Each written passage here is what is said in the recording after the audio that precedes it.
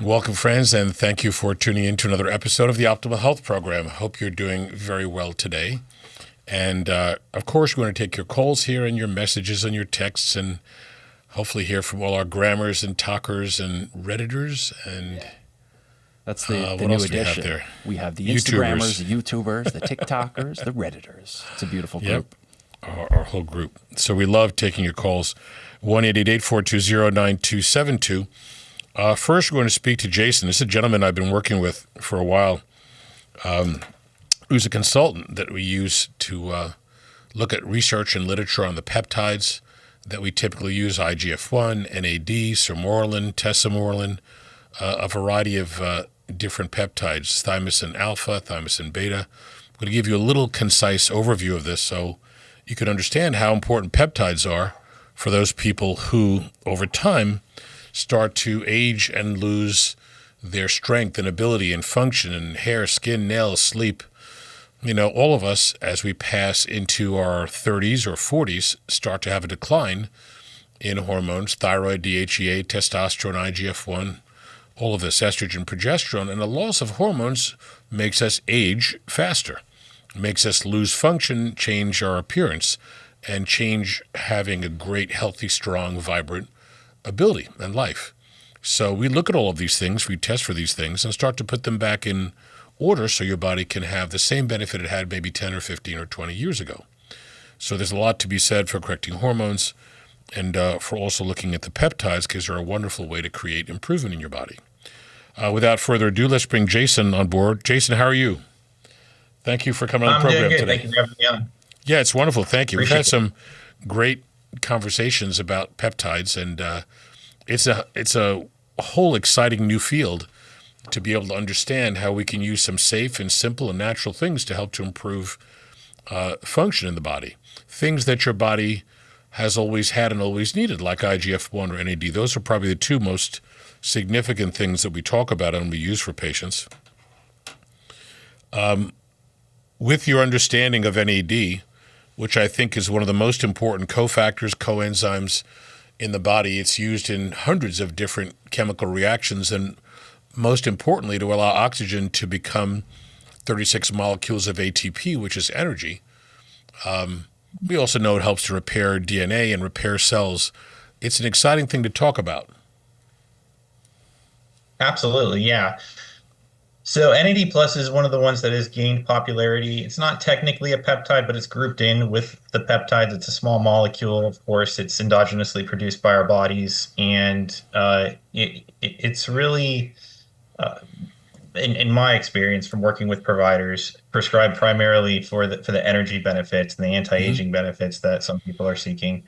Something interesting that hasn't caught on, in the literature that they've been researching and publishing on, is that it may prevent weight gain. So not that it causes weight loss, but that it may prevent weight gain. And, in obese people, there's an enzyme that's secreted by adipose tissue, NMN, I believe, that inhibits NAD plus. And so there's some prescribers that are, looking into the possibility of inhibiting that enzyme, allowing the NAD plus to be produced at the levels it should naturally be at, and then seeing the benefits for the patient's metabolism, their weight. So it's a really exciting field of research for sure.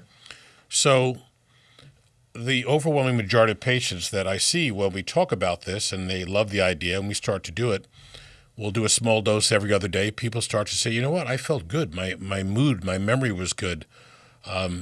My focus, concentration was much more significant. And people love to have that focus come back that they used to have that they've lost. Of course, that energy, and there are other benefits to it, and we'll talk about that in a minute, but I think between the focus, concentration, mood, energy, that rapid, word retrieval, rapid thought, people love that. And of course, as we look at the other benefits, helping with liver, kidney function, skeletal muscle function, cardiac, endothelial, DNA repair, immune benefit, anti-inflammatory mechanism, neuronal benefit, neurons, your nerves. It's a wonderful thing to get back into your body to create that benefit, to create that repair. Sure. The thing with NAD plus that's unfortunate is it's the research that you get with conventional drugs by the pharmaceutical companies is not being funded. So we don't have as much, human data as we would like. And so this is really the leading edge of medicine here. And of course, I have certainly haven't heard any major adverse events from, injecting something that's endogenously produced like NAD plus into the body. Hmm. But the point is, this is the leading edge of medicine. And so you're discovering all these different benefits by, seeing how the patients are responding. And of course, so many people are reporting those cognitive benefits, in energy, focus, mood, etc. And yeah, I personally don't want my NAD plus levels to be depleted, and I Sure. personally do supplement, using an exogenous NAD plus. So some of the great research goes back to the early 1900s, where doctors Hardin and Young were describing that first as a component that enhanced initially alcohol fermentation.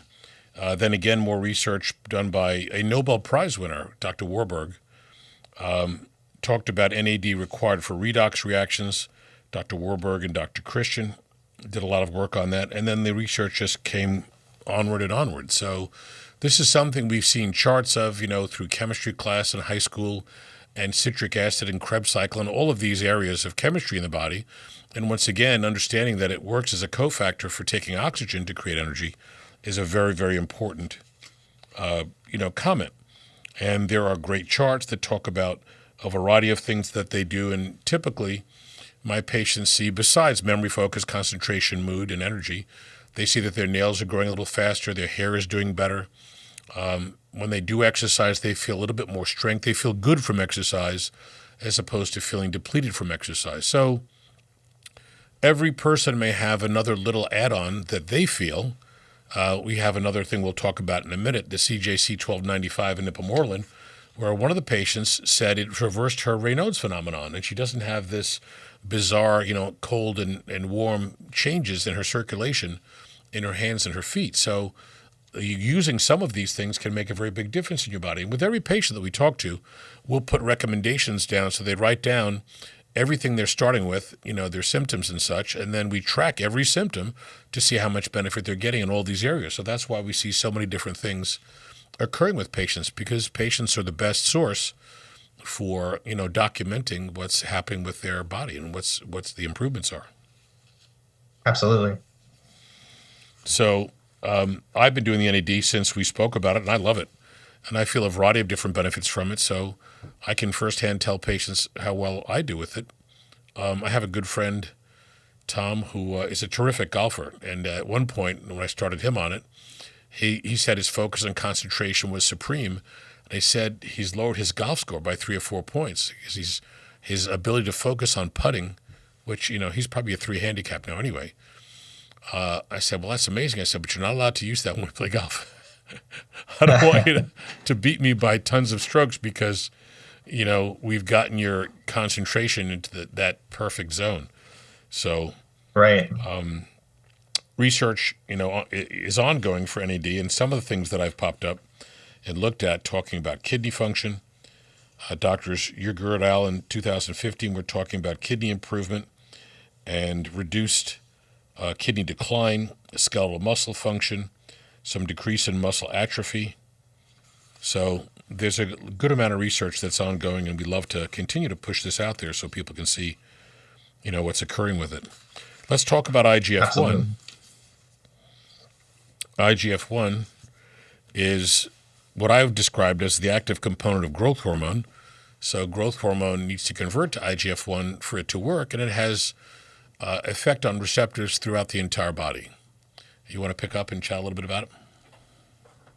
Sure. Yeah. So the IGF-1 is considered to contain the bulk of the anabolic activity of growth hormone. Growth hormone induces the transcription of IGF-1 genes in the liver, of cells in the liver, and it's able to significantly increase the circulating IGF-1 in the body. And then, of course, it's able to have a variety of anabolic effects, and what you might expect from IGF-1. So it's something that honestly a lot of bodybuilders and people were experimenting with before pharmacies began offering it in the United States, those guys have actually been willing to take risks in kind of providing anecdotal feedback on online forums and things like that way back in the day. Mm-hmm. And up till now, we finally have regulated manufacturers manufacturing it. We have Mm-hmm. regulated pharmacies compounding it, and people began taking it before the GLP-1s became popular, or at least prescribers began prescribing it in hopes to see weight loss.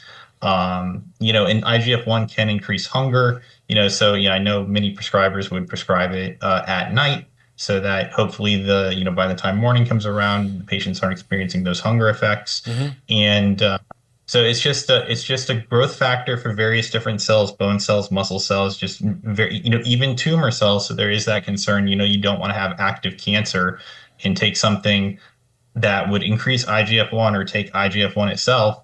But there's just so many interesting benefits that are being researched. Yeah, the IGF-1 LR3 has an additional 13 amino acids, and that allows the peptide's half-life to be 20 times that of the regular IGF-1. It works on a variety of different receptors on cells, P13, AKT, mTOR, which is an interesting receptor in that mechanism because a longevity drug called rapamycin, which is used to help with immune response, also plays a role in mTOR, so that when they've given that to mice, the mice typically have lived 3 times longer. And studies on all sorts of animals and then correlating over to humans, that's being thought of now as a terrific anti-aging mechanism or drug. So it does have some ability to reduce inflammation, decrease fat, burn fat, enhance myofibrils and strength with muscle. And, for a lot of people in the population who've passed into their 30s, 40s, 50s, 60s, and beyond, sarcopenia or muscle weakness and muscle loss affects their life. They can't do the physical activities they used to. They can't do the same type of exercise. Even opening jars, doing just basic things around the house become difficult. But then when you start to put this mechanism together after we do a big, blood test where we look at 200 different things and we correct vitamins, minerals, hormones, IGF-1, NAD, etc., people start to regain that strength and that ability and that focus and concentration, and they get that function back, and their muscles aren't weak anymore. So we're just replacing with the IGF-1 what your body had a lot of when you were younger. When you're born, you have a ton of it that helps to create your height. And as you get older, when you lose it, you're not sleeping as well. Your memory, focus, hair, skin, nails are affected. So it's a wide range of different problems that occur as we lose that hormone. So it's important to keep that back on board. So very important to keep these things in mind, and that's why we talk to patients about this, and we do the blood test for IGF-1 on all patients, men and women. So if you're talking about women in osteoporosis, well, of course, you want to be able to correct vitamin D. That's critically important, but IGF-1 as well, and some testosterone. So when we talk about women that have osteoporosis or osteopenia, we want them to exercise. We want to correct their vitamins, minerals, hormones. Want them to eat a well-balanced diet. You can also add boron, calcium, all those minerals that we correct based upon blood test. But when you do the exercise and your nutrients and your hormones in the perfect range, that's where you get your best result. So that's why we, emphasize this, looking at it, comprehensively. We Absolutely. also And, go ahead. well, yeah, I was going to say, something that's, big right now are the GLP-1s for weight loss. But, there's so many people prescribing them that, and, conventional doctors might just see a patient, write a script, maybe see them 3 months later. They don't know what the patient is doing. Yeah. Sometimes the patient's not really changing any habits or doing anything for their health. And they end up losing muscle mass, or they lose bone density, and they don't have access to things like IGF-1 or other growth Right. hormone peptide to prescribe the patient to help manage that issue. Or the pancreatic enzymes are affected. So there are some people, and we see this not all the time, we see this occasionally, where people that are taking those meds, the weekly shots, will end up with an elevation of amylase and lipase, which you don't want. So then we have to back down and get off the shots for a period of time, recheck so that they're normal, and then maybe do a smaller dose starting back and, just keep tracking that. So yeah, in a perfect world, and this is the understanding of what I call the comprehensive medical nutritional approach, we're looking at everything. We're looking at all of this, correcting all of these things. And for years before the GLPs, we were doing low-carb diet, lots of exercise, half hour to 45 minutes of cardio every day, and you can do weights and Pilates and yoga, all these things. The more different things you do, the better. Correcting thyroid, DHEA, testosterone, IGF-1, all of these, and people get a pretty terrific result.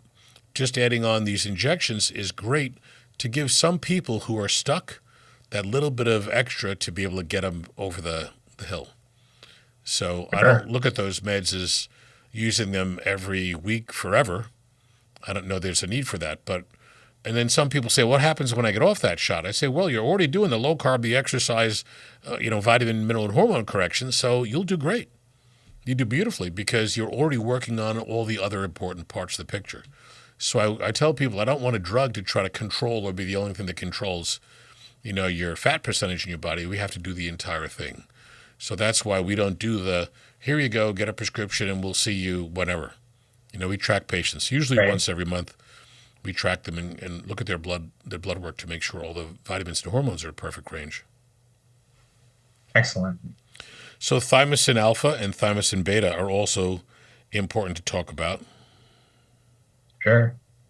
So the thymosin alpha 1 and beta 4, they're actually really interesting because these are US peptides. These were developed by our universities, by our researchers, but they're not really in mainstream knowledge. Most people don't know about them. And what they are is they're endogenous peptides that were discovered when researchers were trying to figure out the function of the thymus gland. Mm-hmm. So they removed the thymus gland from various different animals at various different stages of life. And if you remove the thymus gland from newborn mice, for instance, they essentially don't have an immune system. They're not able to generate an immune response. They develop a wasting-like disease. They mostly die in short order. And so the researchers thought, well, if we remove the thymus gland and then we inject the mice with a thymic extract, will that have any sort of benefit? And it does. It was able to totally reconstitute their immune system. And so they refined the extract to be more suitable for manufacture. And that was called a thymosin fraction 5. And there's some studies on it. And after further researching thymosin fraction 5, they were able to identify 2 biologically active peptides, the first 2, I should say. And the first one is thymosin alpha 1, and the second one is thymosin beta 4. And thymosin alpha 1 seems to have a great effect on the immune system. It seems to be capable of maturing T cells all the way up to the progenitor T cell stage, the stem cell stage, into a fully functioning T cell. And so there have been studies on various different diseases wherein thymosin alpha 1 seems to be capable of restoring exhausted T cell levels. Another interesting thing that sticks in my mind, because you go over so many different peptides and retention becomes difficult, especially if you're not talking about them all the time. Mm-hmm. But with thymosin alpha 1, it's capable of upregulating MHC class 1 molecules on tumor cells and infected cells. And those MHC class 1 molecules are what the T cells bind to. So how can a T cell detect a tumor cell if it doesn't have any binding sites? It's like the tumor cell is invisible. Mm-hmm. So thymosin alpha 1 may be capable of making these tumor cells more visible to the immune system. And there's various different studies on using thymosin alpha 1 in conjunction with conventional cancer therapies like chemotherapies and things like that. But extremely interesting. One of the things that it was also investigated for early on was a immunodeficiency disorder, an autoimmune disease, chronic fatigue syndrome, where patients had very low energy, and they were able to see really good results after being administered with the thymosin alpha 1. So there's just so many different things that it modulates the immune system, but it's mostly centered around the immune system, either autoimmune disease or strengthening the immune system for people that are sick. But the effects that people just report an overall feeling of well-being after taking something that is able to help the immune system. You realize how important it actually is to have a fully capable immune system. Of course. I like the idea, and I talk to patients about this all the time, that typically when people come in that have recurrent colds or coughs or infections and they can't get rid of them, and they've got a wide range of things going on. It kind of boils down to their immune system not being able to knock things out, virus, bacteria, etc. We've had people that come in to take vitamin C IVs, and vitamin C IVs are known to help to quadruple killer cells. They have great free radical, anti-inflammatory effect, all of this. And there are some people that will come in once or twice a month in the winter to do the vitamin IVs because it gives them a boost and they don't get the colds and coughs anymore. But I like the idea and the addition of adding on the thymosin alpha one, because it's just another way to make your body stronger at doing the job that it wants to do. So in my mind, I talk about vitamins as being fuel for your cells because they need to eat. They need to have these things to work. And the peptides and hormones are promoters, stimulators, controllers, messengers. So they're creating this wonderful combination of effects that allows your cells to work better. So I think it's much smarter to figure out what that patient's individual recommendation could be to keep them from getting these colds again.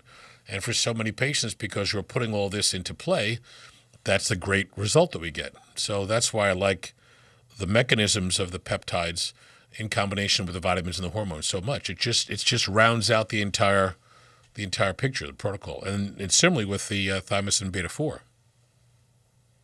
Yeah, the thymosin beta 4 is interesting because it's just all over the body. The thymosin alpha 1 is primarily associated with the thymus gland, but the thymosin beta 4 is something that also modulates the immune system. So, maybe there is a role for it to play in autoimmune diseases and things like that. But it's from all the providers that I discussed, it's primarily prescribed for injury recovery, which is interesting. Patients, it helps cells migrate to the site of injury, and there's great anecdotal reports. And of course, this is one where there is actually some human research. Maybe there is a company that's going to try to make it commercially available and give us more thorough studies on it.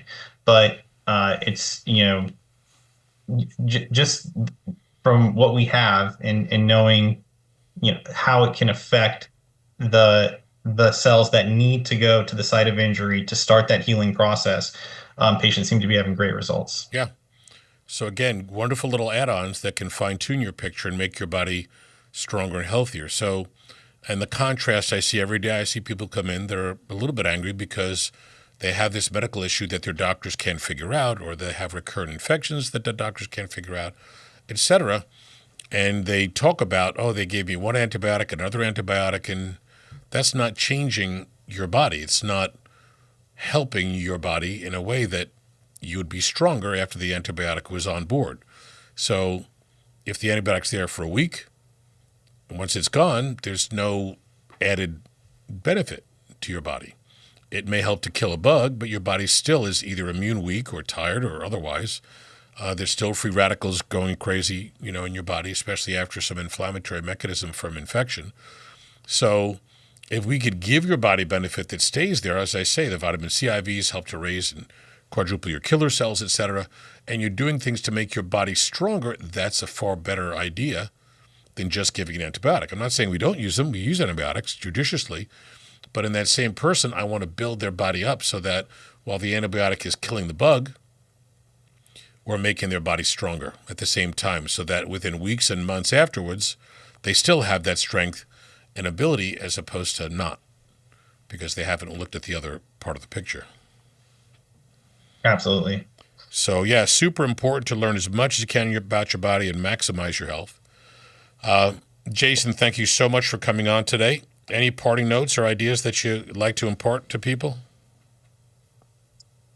I'll just say that I think it's really good that you're focused on peptides, which not a lot of providers are, unfortunately. If you really look at it by percentage of licensed medical doctors, there's not a lot of people who recognize the potential that peptides have and the role they can play in overall health and well-being and longevity. And so it's very uncommon for patients to have a provider like you watching over them. And it's so important in this day and age with all of the conflicting interests and the different things that motivate and incentivize, I should say, doctors. You need to have someone. It's so important to have someone who you can trust that's managing your health. Yeah, very So, good point. Very, very great good job, point. and really glad to work with you. Well, it's always a pleasure. Thank you so much. Great talking to you, and we talk all the time. So another great chat, and look forward to talking to you soon. Thank you for coming on the program. Have a wonderful day. Absolutely. You too. Okay, 1-888-420-9272, 888-420-9272 if you'd like to call in to ask a question. We got some questions on the Okay, on the line here. We got the Redditors already at it. all righty. Okay, let's what we We're got. going to count today and see how many we're going to see the Reddit- battle. Yeah, I believe Reddit won last Yeah? time. So, my friend wants stem cell for bad headaches, but is considering options outside of the U.S. to save money, which scares me. Do you have any horror stories I can relay so he can change his mind? Absolutely. So saving money is not really a fact outside the country.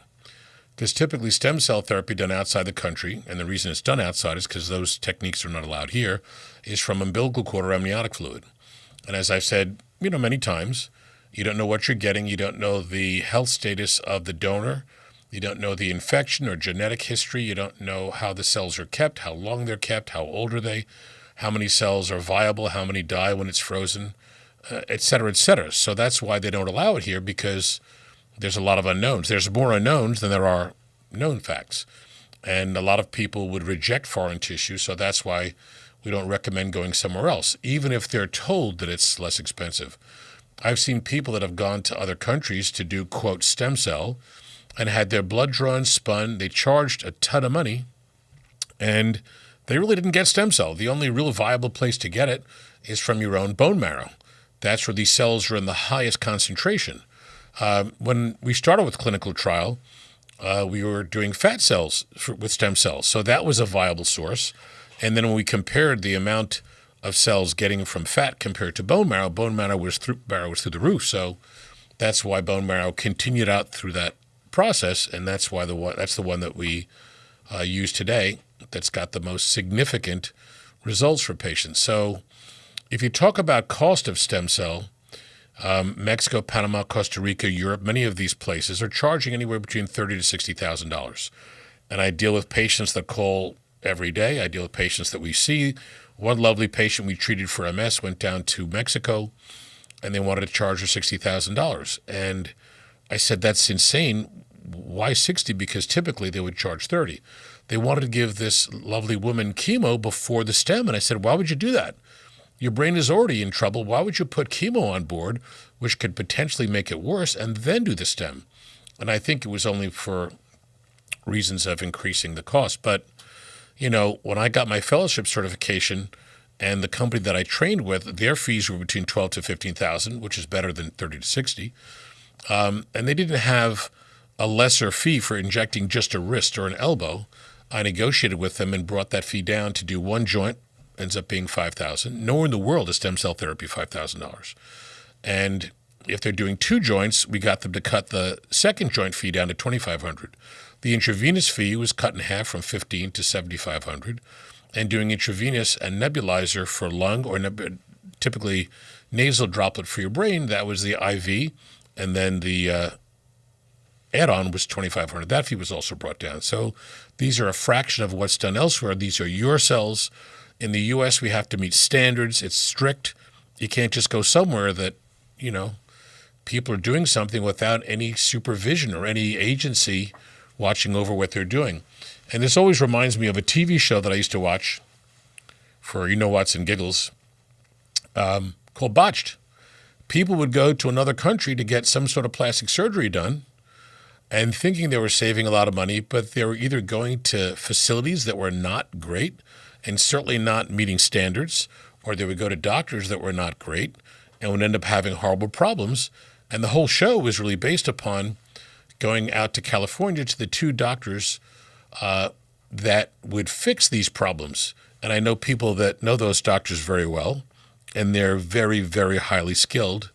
Dr. Dubrow and for the moment, the other doctor's name escapes me, but I'll think of it. I'll apologize to him at some point. Yeah, so it's scary to think that people would go just to save a couple of bucks and take a risk, a health risk. So that's why I wouldn't go anywhere that is not, within this country, because I think that there are no standards that have to be met, and you're taking a risk. Okay, follow up. We have is it ATE or 8M cells? Do 8M cells help ALS? It's Stem ATE. cells. Oh, stem. It must be. Yes. Yes, probably. Yeah, we've had patients that have ALS that had some pretty significant stabilization of the disorder. I'm not going to say that stem cells in any way reverse or get rid of ALS. We haven't seen that. Literature hasn't seen that, but people typically. Just an update. My wife, Dr. Massif. That's the. Oh yeah, Nassif. that's Yeah. Yeah, Dr. Nassif and Dubrow, of course. Very, very highly regarded, and I watch that show because it's great to watch. And of course, they have like crazy things happening and people coming in that are just all sorts of different amazing things. But it's a good show. It's entertaining. But these guys are skilled, and their ethics are extremely high, because for some people that want to do the largest, most ridiculous breast augmentation, they won't do it because they know the outcome is going to be bad for the patient, even though the patient's starting to have, I don't even know what the biggest letters are, G or F or size, breast augmentation. But it's a good show for if people have or haven't watched that. The other comment about stem for headaches is that you could look at the podcast we did for a gentleman from Nova Scotia who had cluster headaches, severe intractable cluster headaches. He hasn't had one since the day after doing stem cell. And we spoke to another lovely lady that he referred, he's in Nova Scotia, lovely lady Andrea down in New Orleans, Louisiana, and she had spoken to him. She came in, and we did her stem a few weeks ago, and she hasn't had a headache since the stem was done. And I spoke to her the other day, and she was going on and on, about how wonderful she feels, and she's really super happy. So I want to try to reach out to some of the other chat sessions or things with people that have, chronic cluster headaches or migraine, because I think this is a perfect mechanism for that. And then we had that other question. I had cut you off with the ALS.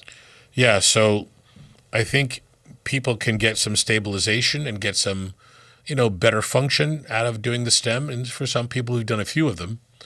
But again, I can't say that you're going to reverse or completely change that mechanism.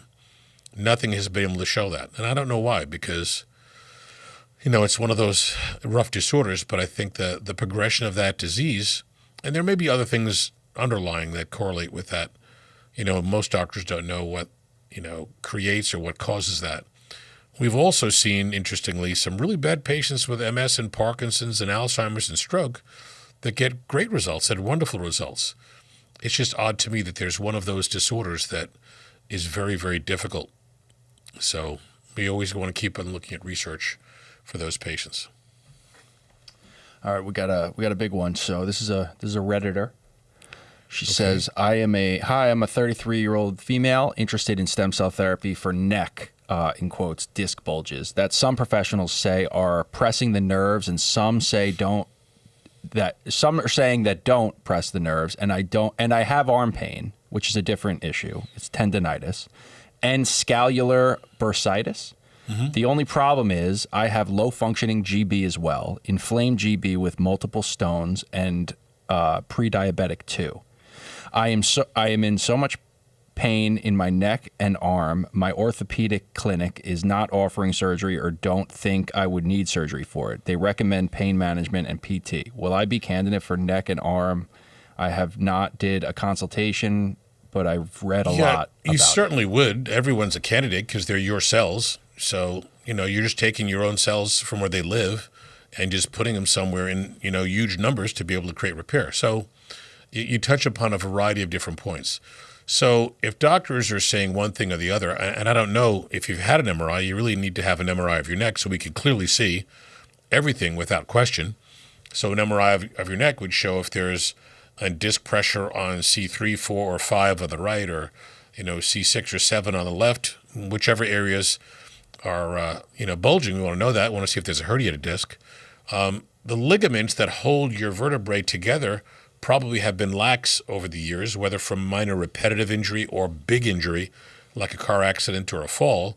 And that's what's allowing the vertebrae to grind down on the disc and make it unstable, so that can bulge out and come back. Bulging disc is less of a problem than a full-blown herniated disc, where the nucleus inside the disc, I say like a marble inside a hockey puck, is now stuck on the outer edge, and that constantly creates pain. So some soft tissue therapy, some traction might be an advantage. But yeah, I think, and we've had patients with neck and back and all the different joint areas that have done really well with STEM. The other comment, too, is that the fact that you're pre-diabetic, if we utilize STEM and do an injection or intravenous, you'll get STEM to go where you have degeneration or damage in your different organs. That's what STEM does. They're attracted to damage and degeneration or inflammation. They can get to your pancreas and make become brand new pancreatic cells that can make insulin. So, of course, we would check your blood. We would look at C-peptide. That's a measurement of how much insulin you're producing. Look at your insulin levels. Look at your A1C. Learn the entire thing, the big 200, plus item blood test. Start to put together recommendations, low-carb diet, fine-tune everything that we find. So, yeah, you would probably be a candidate for more than a couple of reasons. So I know that's a little long-winded answer, but, there's a lot we can do once we learn everything about you. There we go. And we got a YouTuber asking, I'm interested in stem cell therapy for EPI and gallbladder, also peptide therapy for these conditions. What can I do? I have a low functioning gallbladder and pancreas. So pancreatic function, just like a person who's pre-diabetic or diabetic, has, the best way to describe it in layman's terms, distress signals. And a heart that's weak or that's declining in liver, kidney, gut, brain, eyes, the distress signals make some noise that your body listens to, just like distress signals that occur when you have an infection somewhere, your tooth, your sinus, your toe, your gut. Those messages and signals allow antibodies to go try to kill things for infection, and your immune system is unbelievably strong and constant at being a surveyor of your whole body, trying to find where there is infection to go kill it and bring the infection back to your lymph nodes to add to the kill. But stem cells, through similar chemical messaging, will find areas of damage and degeneration, go there to create that repair. So any organ decline, and even liver, kidney, heart failure, autoimmune disorders, lupus, rheumatoid, diabetes, brain-related disorders, MS, Parkinson's, Alzheimer's, stroke, etc., we use stem cells to create repair to those organs. And certainly you can see those videos on the website. So as I've mentioned with other patients, the first thing is to sit down with me, tell me everything. We'll ask you a ton of questions, examine you, and put together a good understanding as to what you're feeling and what you're going through. But you have to give me and tell me everything. So I would tell a person, if you're going to come into the office whenever, next week, the week after, tomorrow, write down a list of all your symptoms from head to toe. And you could do it on a yellow pad, a white pad, whatever kind of pad you want. And then we'll be able to talk about all of that. We'll do blood work specific to that. And, of course, looking at your vitamins, minerals, hormones, heavy metals, etc.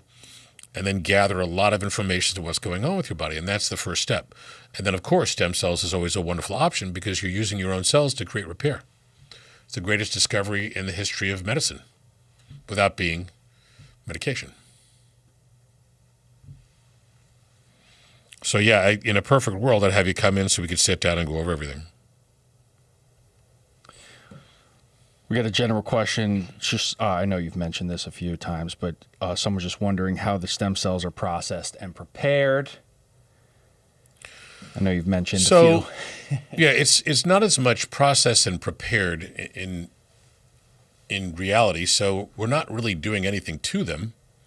So if you look at this little, where should I put this so it's more visible? I'll put it right in front of me. You want to zoom in, Frankie? Yep. So here, this is the crest of your ilium, where your belt sits on both sides.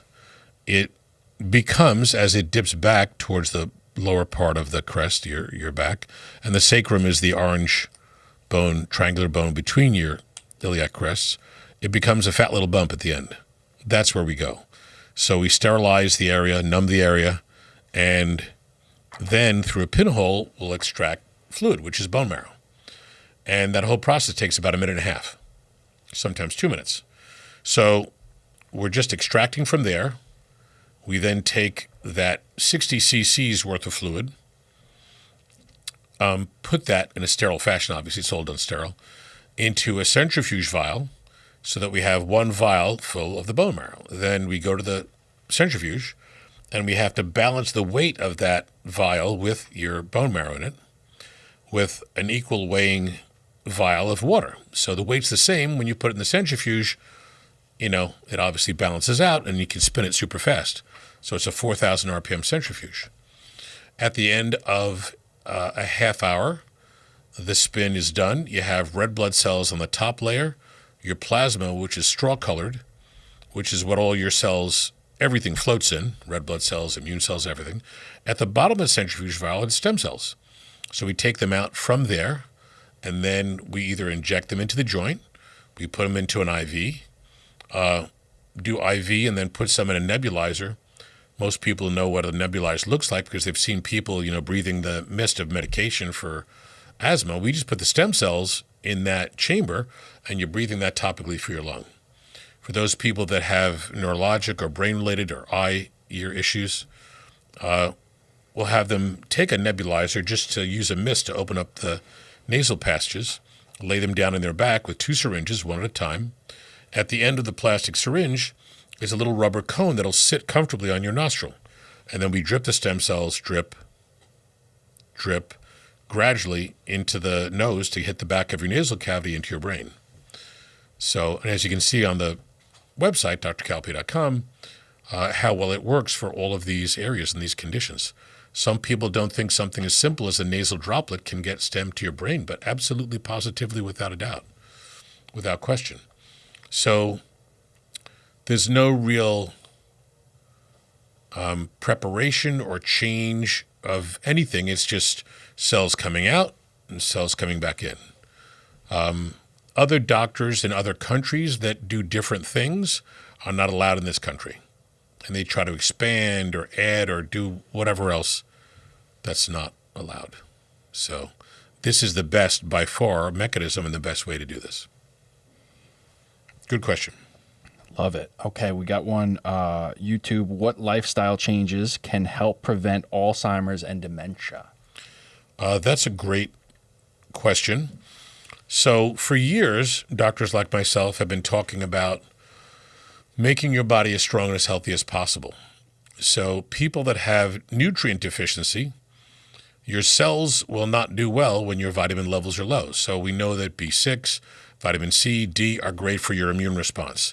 We know B vitamins are great for brain function. People that have deficiency of B typically have issues either immediately or down the road with memory, focus, concentration. If you look at people that have high homocysteine, this is a risk factor for plaque. People that have high homocysteine typically develop vascular dementia or issues with their brain. So what do we do for high homocysteine? You raise up B6, B12, and folate. Now, the side conversation about B12 is that some people genetically don't have a gene to convert B12, regular B12, hydroxycobalamin or cyanocobalamin, into methyl B12, which is the usable form. And if you don't have the methyl B12, you're not going to lower the homocysteine. So for a lot of people, we show them how to either, self-inject with methyl B12 to get their levels up nice and high and correct the folate and the B6. So that can help with homocysteine. The other thing we have to talk about, which is a slightly different conversation, is heavy metal exposure. You can take everybody who's a teenager and older, and you'll find in blood and urine heavy metals, lead, mercury, nickel, cadmium, arsenic, aluminum.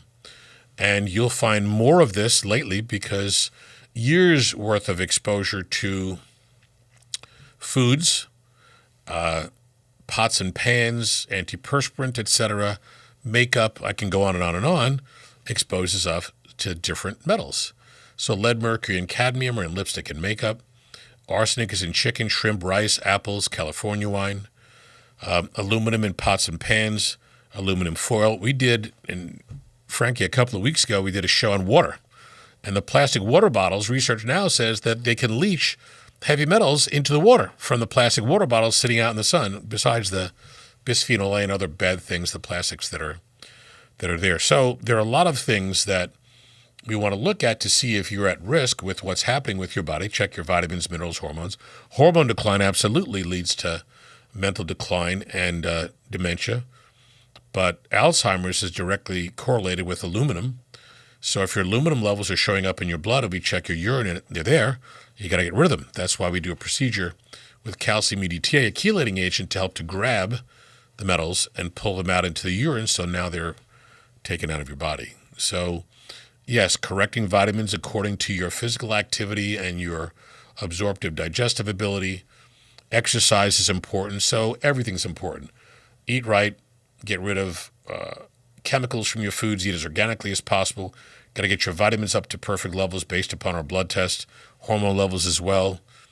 At least a half hour, 45 minutes every day of some sort of activity, exercise. Look for metals, pull them out. So it's a variety of things.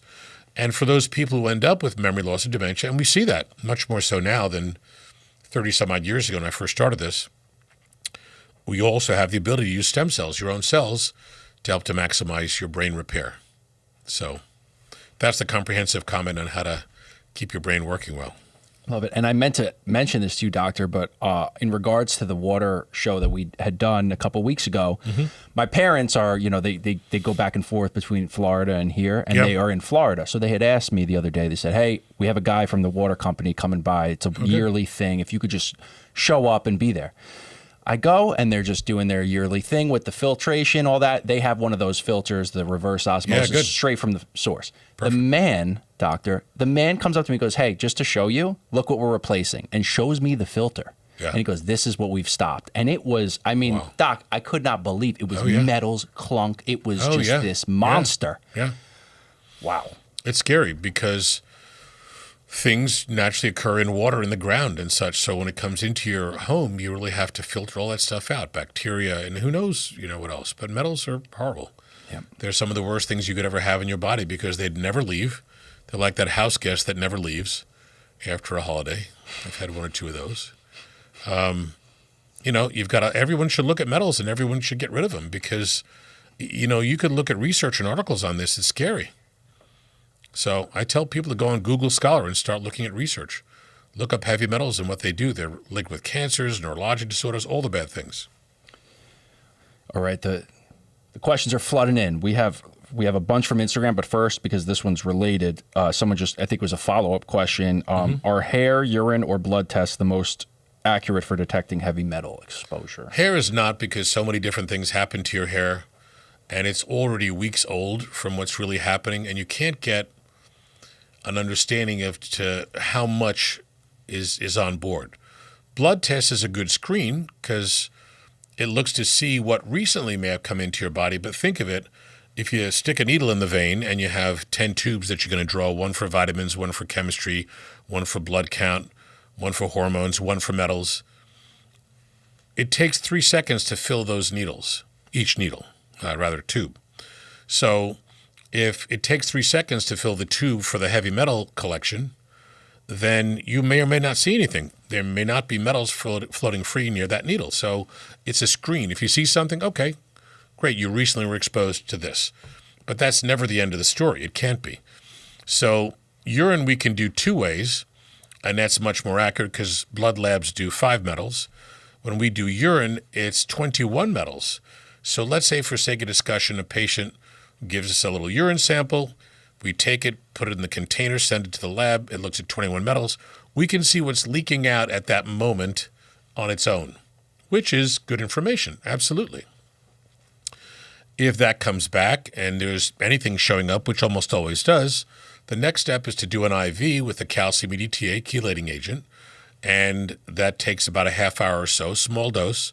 We then have people collect urine for the next 24 hours, and that urine they put into a big gallon container and bring it back to us the next day. We send that to the lab so then we can see what we pulled out. So look at the difference.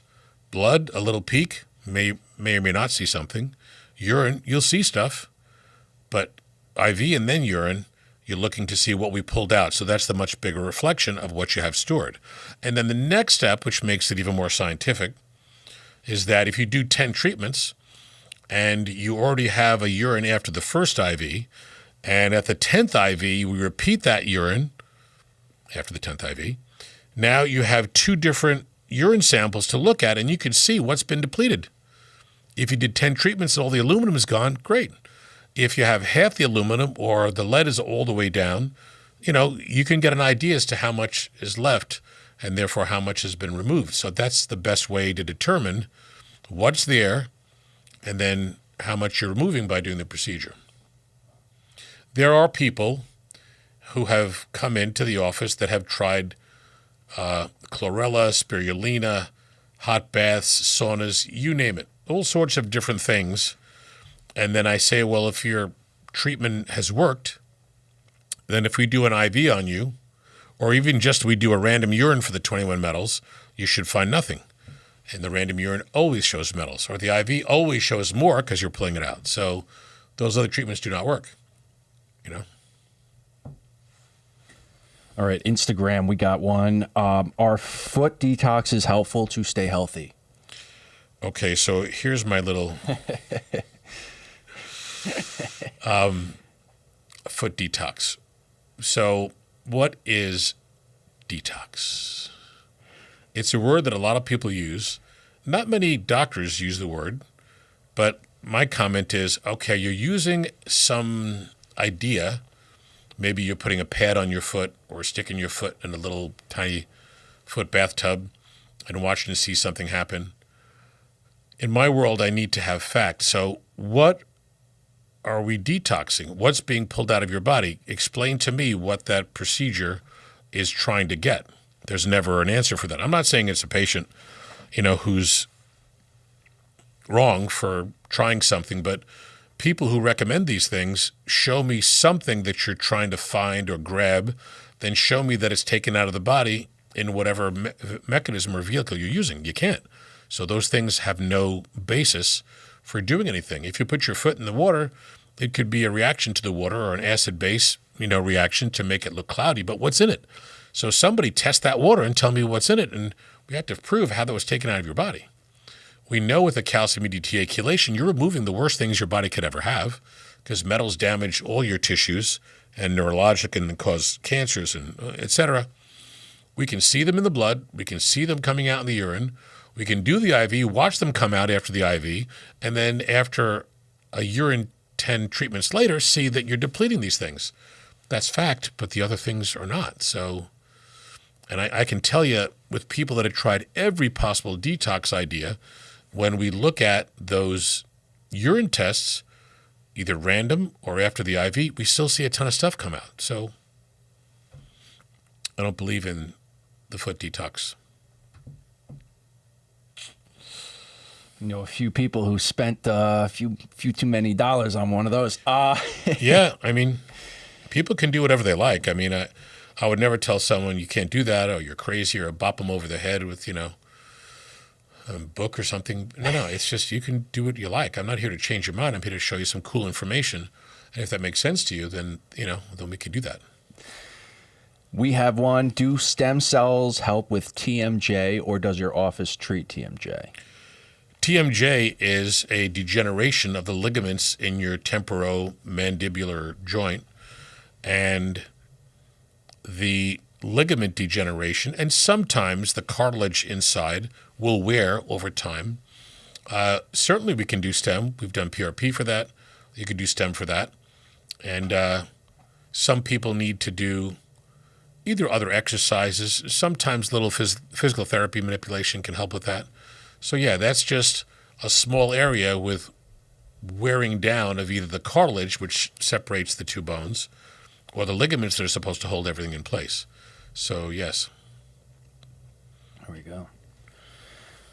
This is a good one. Do you consider gardening exercise? It depends who I'm speaking to. If I'm speaking to a little old Italian man or woman who's stubborn and will not lay down. will not like the answer that I'll give, I'll say, "Oh yeah, it's a little something."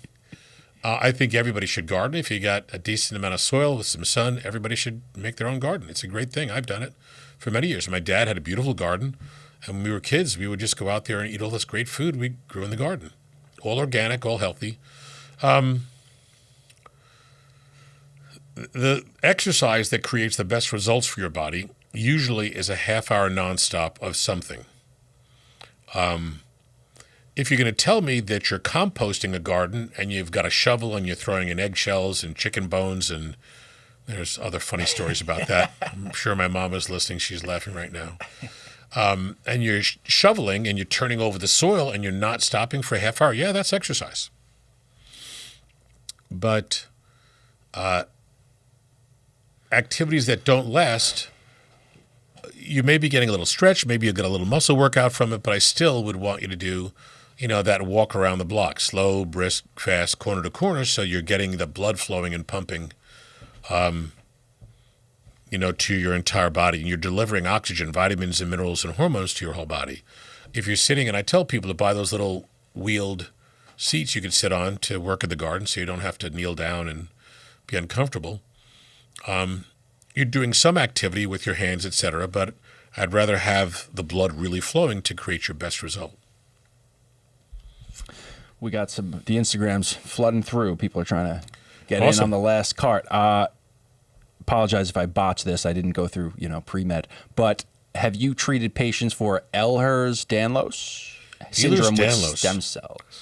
We've had patients that have a variety of connective tissue disorders. Marfan's we have, and Marfan's patients, similar to Ehlers-Danlos and the mixed connective tissue disorders, can have weakness of the aorta where the wall of the aorta can separate and leak, and that's a life-threatening disorder.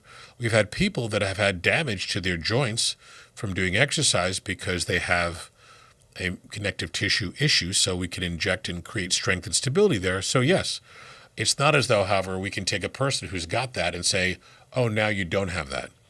So even people that have disorders that we can't change, if you get their vitamin, mineral, hormone levels into a good range, you get the exercise on board, you'll make your heart stronger. If we opt to do stem cells IV, then it'll go to areas of weakness and degeneration or inflammation and create a stronger heart, lung, liver, kidney, pancreas, gut, brain. So yes, everybody can do stem cell. It's only going to enhance your body function, but it will not take away disorder and make it as if that disorder has never been there. Got it.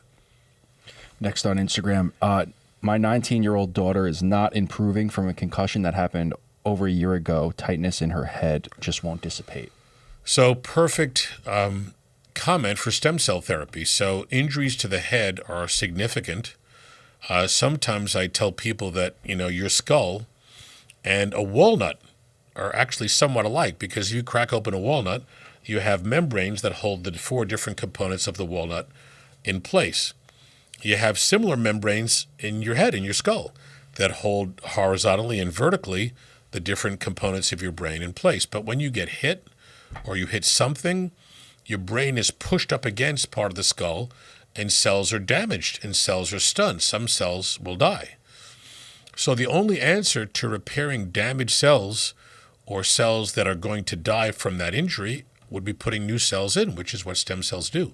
So absolutely, positively, we've treated mild concussions and we've treated full-blown traumatic brain injury, like the gentleman that was the veteran who was on the program a couple months back. We tell people to go back and look at the podcast interview or the website for his video. The other gentleman with a cluster headache, and they did all sorts of, brain surgical interventions with him, had spectacular results. So absolutely, STEM would be perfect for concussion and any brain-related injury. Huge. That's all we have right now. All righty, 1-888-420-9272 if you'd like to call in to ask a question. You could do so right now, 1-888-420-9272.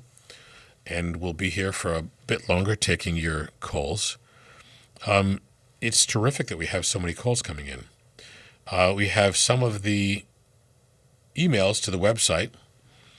And our first one is John asking about IGF-1 and exercise. So IGF-1, as we mentioned at the beginning of the program, enhances your body's ability to function.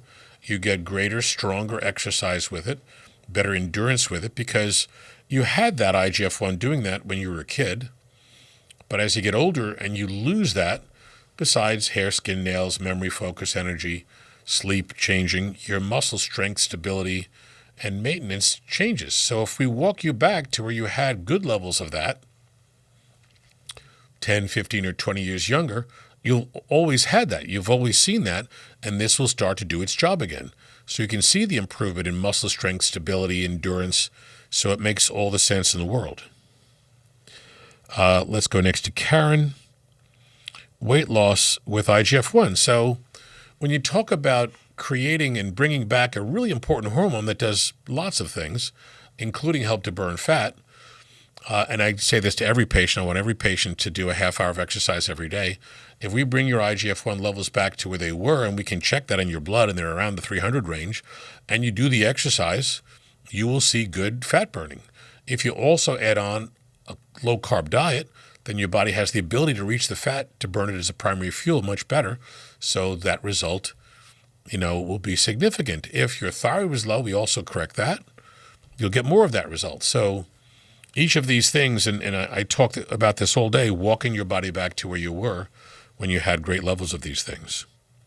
1-888-420-9272 if you'd like to call in to ask a question. Okay, let's see what else we have here. Okay, Lisa, some hair changes after childbirth. So that's extremely common. Childbirth creates a big strain on the body because you're increasing blood volume. You're creating lots of good things, nutrients, vitamins, minerals, and hormones going to the baby. So, of course, it's a big strain. So your body is going to suffer in certain areas. Ligaments get stretched out right before childbirth, and they don't really go back to where they should be. So we want to work on fixing and helping those ligaments and creating some strength again so people don't have the aches and pains they have. But your hair is dependent on vitamins, minerals, and hormones. And to some extent, the more exercise you do, the more you're flooding oxygen, vitamins, minerals, and hormones to those tissues. Of course, your hair as well. Some people try boron. They don't see any benefit. But it could be that either their hormones are low, and when women give birth, after that, their hormones drop and stay down for a while. So we may want to put them back on board, push them back up a little bit to get you where you should be. It could take 6 months for those hormones to start to come back, hence postpartum depression. So I've never let my patients have postpartum depression because once they deliver, we'll correct their DHEA, sometimes correct testosterone, correct IGF-1, and that brings your body back to where it was before. So very important to consider that. Some people will use a variety of different liquids on their scalp, solutions. Some people, I have one of my patients, big guy, who brought in something that smelled a little funky, and he said it was working on his hair, and he had very tight hair, and he said that, and he showed me actually before and after pictures, so I don't know what was in that, but it was a kind of funky smelling cream or ointment he put on his scalp. So there are things that might be topical you could use. Some people talk about argan oil. Rogaine foam is used by men and women to dilate blood vessels in the scalp. There's that Capillus cap with the lights in it that may help to stimulate your scalp. So there are different things that may be beneficial. So even medication, minoxidil is a blood pressure pill, but if you use a tiniest dose, that may also help with your hair. So there are different things that we may be able to use depending upon what you're presenting with. Got another question from Instagram. Would stem cell help a concussion that happened 20 years ago? Yes. So think about the fact that when you hit your head and you killed a bunch of cells, and maybe some cells are idling, just like people that have had a stroke. Some cells die right away from the stroke, but a lot of other cells around that area, called a penumbra, they're not dead cells, but they're not working really well. Those are recoverable with stem cell. So even in years past where people have had concussions or brain injuries or horrible cluster headaches, as many of my patients have, or a patient that we interviewed a while back that had ulcerative colitis. That gentleman for 21 years was miserable with ulcerative colitis. We did one stem cell procedure. The next day he had a very normal, full completely great bowel movement, and for years, 6 or 7 years, he's done great. So he had a bad problem for 21 years, and that was changed by doing this procedure. We have diabetics that have been suffering with that for years. We have MS, Parkinson's, Alzheimer's, stroke patients. So it doesn't matter how long it goes back, you're putting brand new cells in to create repair for any area of your body. And I believe this might be a follow-up from the previous with the daughter who had the concussion over a year ago. The response was, at birth, stem cells were collected and stored. Are these usable? ? Also, regardless, how is stem cell applied to the body? Is it IV or injected to site? So when people save the cord, that's a great thing. That's only used down the road, God forbid, if that child develops some sort of tumor or cancer process. They do use stem cells for cancers. They may put you in the hospital for 3 or 4 weeks, do radiation chemo and then put those cells back in, but I'm not allowed to use those. That's only done in that setting by oncologists and the specialists there. We typically would use your own cells from your bone marrow. So it takes a minute and a half to extract. I mentioned that before. So what was the second part of the question? Is it IV or injected to site? For brain-related issues, we do intravenous, and we also do a nasal droplet where we're dripping it into the nose, going back to the nasal cavity directly into the brain. So it's a combination. It's a double procedure. IV, which goes to your entire body through your blood over and over and over again, and nasal droplets, so it goes directly into the brain. I'm putting your office phone number in the comments so they could reach out if they would like. Yeah, certainly you can call the office. We'd love to help you out. For a lot of people that don't live nearby, and we have tons of people calling from all over the place, we can do the first visit, telehealth visit, where I can get on the phone with you, and I have my beautiful little iPad that has our electronic medical record in it and an AI mechanism. So as we talk, it creates the perfect medical notes, so I don't have to write or type, and that makes me very happy. 36 years worth of writing, and it's hard to read my handwriting anymore. But the beauty is that gathering all the information. Sometimes we can send you prescriptions so you can get your blood work done local to where you live if you're not near the office. And then if you're coming in to do the procedure, you'd have to come in to do that. So we can set that up. We've done that for lots of people. We've had patients that came from Spain because their relatives live here, and they heard me on my prior radio program, and the relative brought the patient over. We had a young girl whose dad had a bad fractured ankle, and he lived in Moscow, so that's probably the furthest patient we've seen. Wow. Patients really from all over the place, South America, Italy, France, throughout Europe, because in so many places you can't get the right techniques done. So once again, 888-420-9272. If you'd like to call in to ask a question, we could chat. Let's see. Oh, we have one more comment from a patient who sent us an email on the website, Vivian. She has ankle pain, and she's been a runner for most of her life. So although running can be a great thing when you're young, it's not without its side effects or drawbacks. A lot of people that I see that have foot or ankle issues, knee, hip, back problems, many cases were big-time runners back in the day. So that recurrent pounding with the weight and the torque on your ankle could create ligament laxity, stretching, grinding on the cartilage in between multiple bones, and damage. Again, the beauty of that is once we get the MRI and we see what's there, you could easily inject stem cells into the ligaments in and around the ankle. There is an area of approach where I could inject deep inside the ankle, and it's not a hard way to create the repair to the tissues that were damaged that's causing your problem. So that would be the ideal. Then we have, what's the best way to treat psoriasis? And we also have a caller. Psoriasis, interestingly enough, and probably 80% of what I see with psoriasis is either related to a delayed food allergy, an unknown food allergy. So people are eating something every day, every couple of days that's just inflaming their body. And we see this with acne. We see it with a variety of different problems, because once you eat something, it hits your gut, it gets into your bloodstream, that can allow antibodies to bind to it, and it can just affect you anywhere.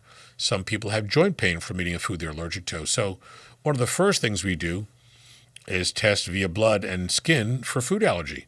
And when we take away foods that are showing up on that test, in many cases, the skin will clear up.